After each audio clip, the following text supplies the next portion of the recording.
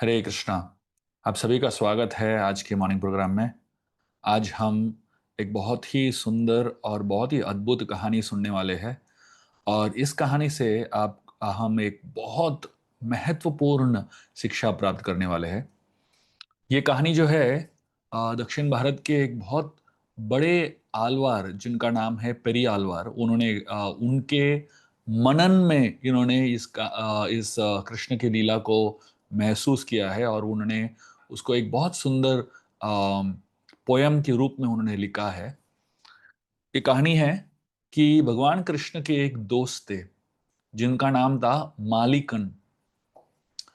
तो ये मालिकन ने एक बार सुना कि कृष्ण अम, कुछ भी दे सकते हैं, सब कुछ दे सकते हैं अगर आपने उनको पूछ लिया तो मालिकन ने सोचा कृष्ण मेरे दोस्त है और वो सब कुछ दे देते हैं जो भी उनको पूछा गया।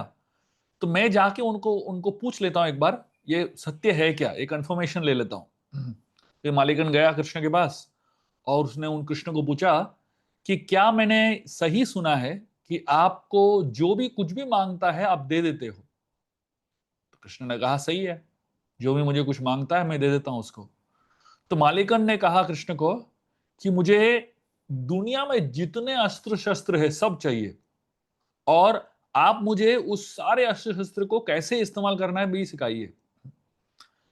तो कृष्ण ने उसको सारे अस्त्र शस्त्र दे दिए और जो भी अस्त्र शस्त्र को कैसे यूज करना इस्तेमाल करना है वो भी सिखा दिया। तो ये मालिकन जो है इस सारे अस्त्र शस्त्रों की शक्ति से इतना विध्वंस मचाने लगा दुनिया में, बहुत लोगों को सताने लगा। तो जब इतना दर्द दे रहा था सबको, तो बलराम ने को समझ में आ गया कि ये मालिकन जो है कृष्ण के दिए हुए शक्ति और कृष्ण के दिए हुए सारे आयुध को लेके सबको सता रहा है। तो भगवान कृष्ण के पास बलराम जी गए और बोलने लगे, हे कृष्ण आपने बहुत बड़ा गलती कर दिया इसको वरदान देके। इसने आपके सारे शस्त्रों का गलत इस्तेमाल किया है, दुरुपयोग किया है। तो कृष्ण ने कहा आप चिंता मत कीजिए, मैंने ही उसको आशीर्वाद दिया है, मुझे सब मालूम है। उसको खेलने दो थोड़े समय के लिए अस्त्र शस्त्रों के साथ, और मैं उसको एक मौका दूंगा। उस एक मौके का उसने सही इस्तेमाल नहीं किया तो मैं उसका विनाश कर दूंगा। तो तब तक मैं उसको जीने देता हूं और उसको जो करना है करने दो। तो बलराम को कहा उन्होंने कि आप चिंता मत करो, मैं संभाल लूंगा। तो बलराम ने कृष्ण को कहा देखो, ये मालिकन जो है आपका दोस्त है, क्या आप अपने दोस्त को मार सकते हो। तो कृष्ण ने कहा आप चिंता मत करो, मैं नहीं मारूंगा। और ये जो दोस्त को मारने का जो यू नो जो क्या बोलते हैं उसको, जो डिफेमेशन है वो मेरे ऊपर नहीं, लालचन जो है मेरे ऊपर नहीं आएगा। तो उस समय नारद मुनि आए और भगवान कृष्ण को मिलने के लिए आए थे। और सॉरी, मालिकन वापस आए भगवान कृष्ण को मिलने के लिए और उन्होंने कहा कि मुझे नारद मुनि मिलने के लिए आए और मुझसे नारद मुनि ने कहा कि आपके पास सारे अस्त्र शस्त्र आप बोल रहे हो आपके पास है, कृष्ण ने दिया हुआ है, लेकिन एक शस्त्र आपके पास है ही नहीं। तो मालिकन ने नारद मुनि को पूछा कौन सा ऐसा शस्त्र है जो मेरे पास नहीं है। तो नारद मुनि ने कहा आपके पास सुदर्शन चक्र किधर है, वो तो कृष्ण के पास ही है। तो मालिकन को लगा कि मुझे सुदर्शन चक्र भी चाहिए। तो ये गया कृष्ण के पास वापस और उनको बोलने लगा कि मुझे आपका सुदर्शन चक्र दीजिए और मुझे सुदर्शन चक्र को कैसे चलाना है सिखाइए। तो कृष्ण ने बिल्कुल मना कर दिया। उन्होंने कहा ये देखो, सुदर्शन चक्र जो है बहुत ही मुश्किल अस्त्र है और इसका दुरुपयोग बिल्कुल नहीं कर सकते हो। अगर आपने इसका दुरुपयोग किया तो आपको ही मार देगा, तो आपको बहुत संभाल के इसका इस्तेमाल करना पड़ेगा। तो मालिकन ने कुछ सुना नहीं, उसको बोला मुझे चाहिए चाहिए चाहिए। तो कृष्ण ने उसको अपना सुदर्शन चक्र दे दिया और कृष्ण ने मालिकन के उंगली पे, ये इंडेक्स फिंगर के ऊपर सुदर्शन चक्र को रख दिया और कहने लगे कि मैं आपको इसका सही इस्तेमाल करना सिखाता हूं।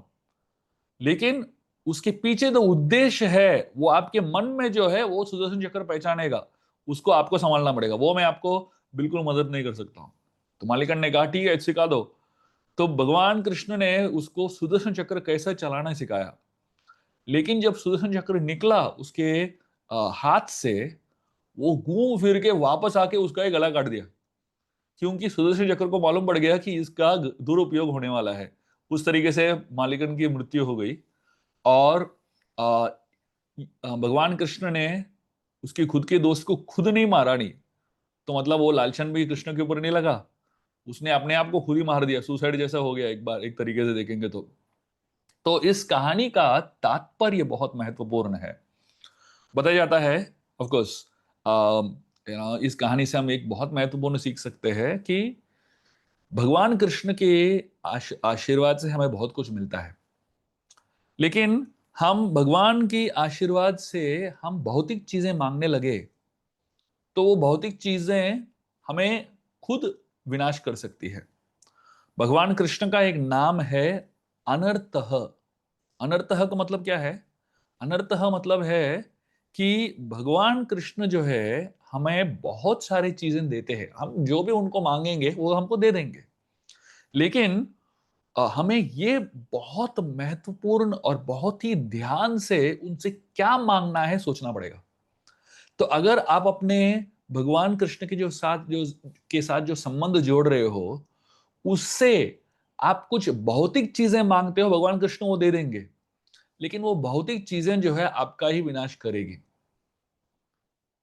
बहुत बार हम हरे कृष्ण महामंत्र का जप करते हैं, लेकिन हरे कृष्ण महामंत्र के जप करने से हमें बताया जाता है कि कभी कभी अगर भौतिक इच्छाएं हैं, तो वो जब हम हरे कृष्ण महामंत्र करते हैं, भगवान का ही नाम है, भगवान का ही शक्ति है, जब हम हरे कृष्ण महामंत्र करते हैं तो हमारे भक्ति लता बीज को पानी देने की जगह पे वो अपने अनर्थों को पानी देने लगता है, तो हमारे अनर्थ बढ़ने लगते हैं, है कि नहीं? तो अगर हम ध्यान पूर्वक जप न करें और अगर हम बहुत ही सावधानी से जप न करें, हमारा सोच विचार, हमारा जो इच्छाएं हैं, हमारे जो इंटेंशंस है वो सही न हो, तो वो ही हरे कृष्ण महामंत्र जो हमारे सारे अनर्थों को निकाल सकता है, हमारे अनर्थों को बढ़ा सकता है। तो इसलिए हमें भगवान की शक्तियों को और भगवान के नामों की जो शक्ति है उसका सही उपयोग करना चाहिए। भौतिक चीजों की इच्छा करते हुए नहीं, लेकिन आध्यात्मिक चीजों की इच्छा करते हुए और भगवान कृष्ण की शरण की इच्छा करते हुए, ये सोच और ये विचार के साथ हम अपना भक्ति करेंगे तो हमारे अनर्थ बढ़ेंगे नहीं, लेकिन हमारी भक्ति लता बीज बढ़ेगी। बहुत बहुत धन्यवाद। हम अभी पूरी धाम में है, आप सभी के लिए प्रार्थना कर रहे हैं बहुत ही तीव्रता से। जब हम जगन्नाथ बलदेव सुभद्रा महारानी का रथ खींच रहे थे, हम आप सभी के बारे में सोच रहे थे और सभी के आध्यात्मिक प्रगति के बारे में हम लोग सोच रहे थे, और ये प्रार्थना कर रहे थे जगन्नाथ बलदेव सुभद्रा जी से कि आप सभी अ, आपके आध्यात्मिक जीवन में बहुत ज़्यादा उन्नति और प्रगति करें और आप सभी को कृष्ण प्रेम प्राप्ति हो। बहुत बहुत धन्यवाद। हरे कृष्णा।